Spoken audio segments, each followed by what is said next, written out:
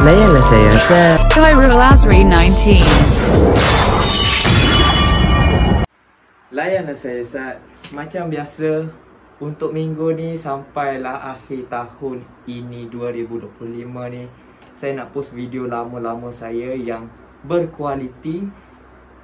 Tapi view sikit saya nak post kat sini, saya nak post kat akaun ni. I'm counting days, look at these eyes, they're not here to please you. There was a time. Untuk episod kali ni saya nak buat apa? Saya nak buat iPhone 12. Saya nak lukis iPhone 12. Video ni pun sama berusia 5 tahun. You could be mine before all that you put me through. I knew that you were trouble, but I let that you bad. Dan video tu ada dekat akaun sana. Saya nak bawa masuk akaun sini sampai hujung tahun ni lah. Pas hujung tahun ni, masuk je tahun depan, saya akan post setiap minggu video-video baru, InsyaAllah.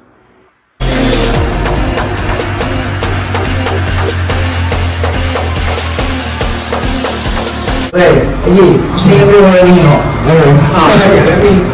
Dia lah Amikan masuk kau kan. Macam tu. Sepis. Secis. 2 menit sampai. Let me go, 'cause I don't need you to like me. Don't need you to like me. Don't need you to like me. You can say hello, but I don't need you to like me. Don't need you to like me. Don't need you to like me. You can watch me go, 'cause I don't need you to like me. Don't need you to like me.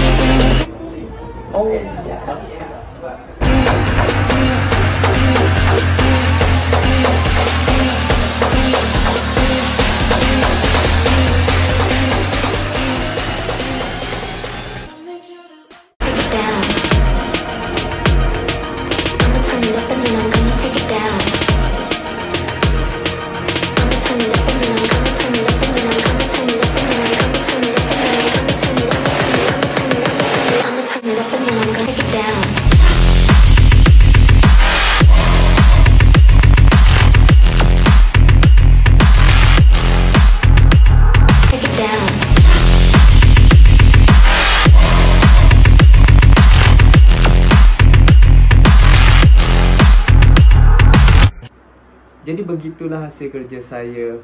Kita jumpa di episod yang akan datang. Yasakani no Magatama.